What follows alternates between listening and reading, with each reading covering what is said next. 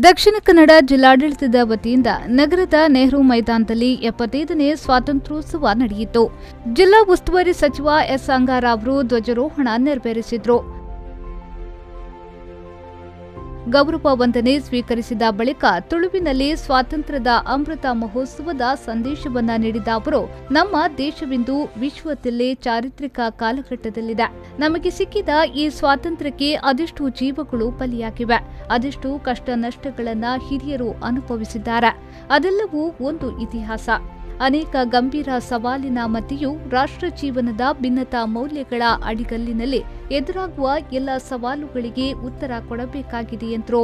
Covid ಮಹಾಮಾರಿಯ 3ನೇ ಅಲೆ ಎದುರಿಸಲು ನಾವೆಲ್ಲರೂ ಸಿದ್ಧರಾಗೋಣ. ದುಡುಕು, ಉದಾಸೀನ ಬಿಟ್ಟು ಎಚ್ಚೆತ್ತುಕೊಂಡು ತಜ್ಞರು ತಿಳಿಸಿದಂತೆ ಸರ್ಕಾರ ನಿಗದಿಪಡಿಸಿದ ನಿಯಮದಂತೆ ನಡೆದುಕೊಳ್ಳೋಣ. ಇಂತಹ ಕಷ್ಟಕಾಲದಲ್ಲಿ ನಮ್ಮ ಮುಂದಿನ ಪೀಳಿಗೆ ಮಕ್ಕಳಿಗೆ ಮನೆಗಳಲ್ಲಿ ಒಳ್ಳೆಯ ಶಿಕ್ಷಣ, ಸಂಸ್ಕಾರ ಸಿಗುವಂತೆ ಪ್ರಯತ್ನಿಸೋಣ ಎಂದು ಎಸ್. ಅಂಗಾರ ಅವರು ಹೇಳಿದರು.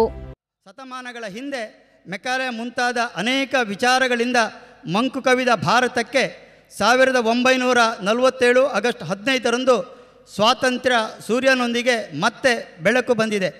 ಪ್ರತಿಯೊಬ್ಬ ದೇಶವಾಸಿಯೂ ಯೋಚಿಸಬೇಕು.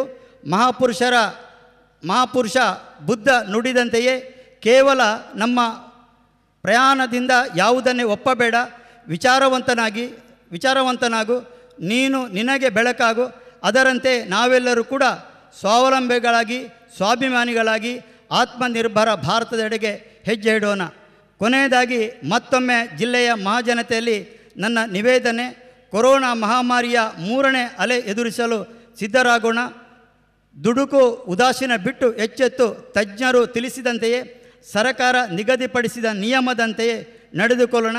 ಇಂತಹ ಕಷ್ಟಕಾಲದಲ್ಲಿ ಮುಂದಿನ ಪೀಳಿಗೆ ಮಕ್ಕಳಿಗೆ ಮನೆಗಳಲ್ಲಿ ಒಳ್ಳೆಯ ಶಿಕ್ಷಣ, ಸಂಸ್ಕಾರ ಸಿಗುವಂತೆ ಪ್ರಯತ್ನಿಸೋಣ.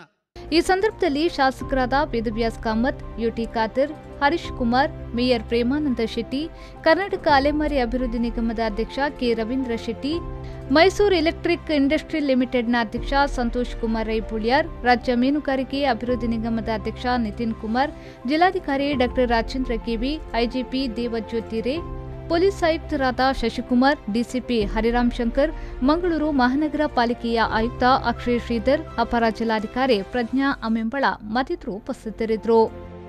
ನಾಗೇಶ್ ಕಾವೂರು, ವಿ4 ನ್ಯೂಸ್, ಮಂಗಳೂರು.